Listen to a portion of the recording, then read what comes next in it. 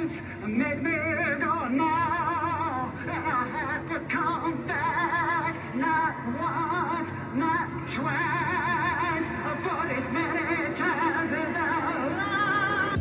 Longlegs is fucking amazing. It's so good, and it's scary. This thing is not the scariest thing in the world. It won't make you throw black bile, have you possessed by the devil, and have shit rolling down your long legs. It's not the scariest thing ever, like some people are saying, but it's scary, and it will make you feel really fucking uncomfortable. So that's a win. The marketing for this film deserves a whole separate fucking thesis. It is so good. The people at Neon and the people behind Longlegs deserve a fucking round of applause. The marketing is amazing, and if you have 5 minutes, search up some of the promotional material for this film, because it's unreal for a horror film. And horror films should be ashamed if they don't try and replicate some of the stuff that Longlegs has done with its marketing. But everything aside, this film is so fucking good, and I think the best way to talk about it is talk about its style. A complaint I've been hearing a lot is that it's style over substance, that the plot and everything other than like the atmosphere is not good and messy, and I completely disagree. This film is plot heavy, and if you don't like that in your horror films, if you like a very thin plot where characters die and the bad killer kills everybody and they have the jump scares, if you like horror films like that, then go watch fucking Smile or something. If you want to see an uneasy, unsettling, plot-heavy, fucking weird, satanic, disgusting film, then watch Longlegs. This film is amazing. The atmosphere and the style is what I focus on, because I think that is what you should go and see this film for alone. Everything else is a plus and a benefit. The style is unlike anything I've seen in a horror film, let alone any film. It's so good. Everything from the way it's directed, the way it's shot, the imagery, the sounds, it's all heightened and disturbed, and everything feels so off. It's like you're watching something that isn't real. It's like a doll, I guess. Something that looks like a human, looks real, but isn't. And that's the best way to kind of describe this film. It looks off. It looks wrong. It looks unsettling and scary, and I fucking love it. There are some images that flash up in this film. There are some shots in the film that are fucking terrifying, and they don't even last too long. They don't even milk it. It's so restrained in how it scares the audience and how it shows its creepy stuff. It has unbelievable restraint. Like Nick Cage in this film is fucking unbelievable. His performance in Longlegs is so good. The way he speaks, his dialect, his like patterns, the way he like moves, all amazing. The way he looks, the fucking disgusting.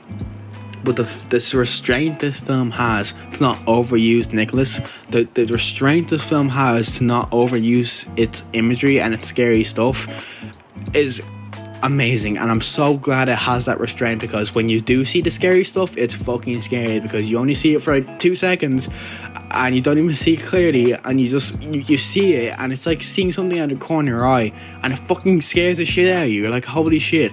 There are some images it flashes up of like Longlegs' past kills and the victims, and like the photos of the crimes of these victims and how they died, and it flashes up on the screen for like 2 or 3 seconds, and they're fucking horrific, and it's amazing. It comes up and you look at it, you're like, what? And the film just keeps on going, and you're stuck having that image burnt in your mind, and it's so good.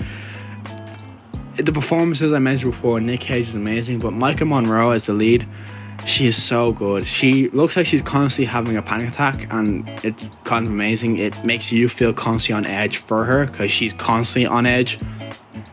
The way she delivers lines as well, and the way she acts is almost doll-like. It's kind of not real and robotic. It's off in a lot of ways, and again, just that is kind of a perfect performance, because it adds to the atmosphere and the way the film's going. And then obviously Nick Cage is just surreal. I don't want to say too much about him, because you kind of have to watch it in order to get the full experience. And I think ruining any part of his character is going to make the film 10 times worse for you. So go in blind, watch him just be him. It's so good. This film is It's great. It's just so good for what it is, for the horror film that it is, for what it's trying to achieve and do. It does it fucking perfectly. I don't have any faults with it. It's just kind of amazing, and I've said the style and the atmosphere is so good, but it's impossible to articulate how good it is. It's unbelievable. The style and the atmosphere of this film is so uneasy and unsettling, and you will walk out of the cinema. It's strange. You will. It will affect you for a couple of hours, and that's what you want from a horror film. Horror film these days, they tend to throw gore at you and throw jump scares at you and say, well, if we scared the audience with a jump scare and they made the noise when the person got chopped in half, then that's a good horror film. But that's not what I want from a horror film. I've been missing something. I've been missing being disturbed, and this film is fucking disturbing, and I love it. I don't have much else to say about it other than just go watch it. It's unbelievable, and I will be seeing it multiple times.